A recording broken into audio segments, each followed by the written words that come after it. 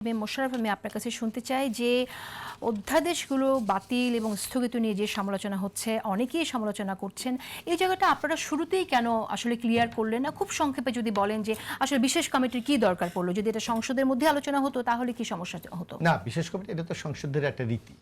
আপনি যে কোনো বিল, এটা ওপেন ডিসকাশন না এটা সুযোগ নেই, এটা সংসদের রীতিনীতি আপনাকে জানতে হবে। সেটা হলো যদি কোনো বিল উত্থাপিত হয়, সেটা যাচাই বাছাই কমিটি একটা আছে, সেটা দিতে হবে। কারণ এখন যাচাই বাছাই কমিটি অলরেডি নাই, যার জন্য কিন্তু একটা বিশেষ কমিটি ফর্ম করা হয়েছে। বলা হয়েছে সংসদীয় যে মন্ত্রণালয় ভিত্তিক যে কমিটিগুলি এখনো তৈরি করা হয়নি, যার জন্য কোনো প্রথম অধিবেশনে একটা স্পেশাল কমিটি করা হয়েছে সর্বদলীয়, যারা যারা সংসদের প্রতিনিধিত্ব করে সবাইকে নিয়ে সেই কমিটিতে পাঠানো হয়েছে। তারা যাচাই বাছাই করে রিপোর্ট জমা দিয়েছে এবং সেটা গতকালকে উপস্থাপন হয়েছে, পরশুদিন বৃহস্পতিবার। না, কিন্তু সেটা নিয়ে তো সংসদে আলোচনা হতে পারে।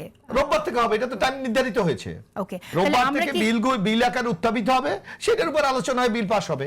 এটা তো রীতি, সংসদের নিয়ম কানুন আছে। আমরা কি এটা আশা করতে পারি যে অধ্যাদেশগুলো বাতিলের কথা বলা আমরা হচ্ছে? স্পষ্ট বলেছি যে প্রথম, না আমরা ক্লিয়ার আমাদের বক্তব্য কিন্তু স্পষ্ট যে 30টি বিষয় ঐক্যমত হয়েছে।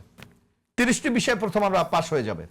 বাকিগুলি নিয়ে যদি কারো আপত্তি থাকে, সংশোধনী থাকে, বক্তব্য থাকে, সেটা আলোচনা হয়, সংসদের সিদ্ধান্ত হবে। এই ব্যাপারটা ওপেন টু অল, সবার জন্য দরজা খোলা। কিন্তু যেই 30টি ঐক্যমত হয়েছে সেগুলি আগে হয়ে যাবে।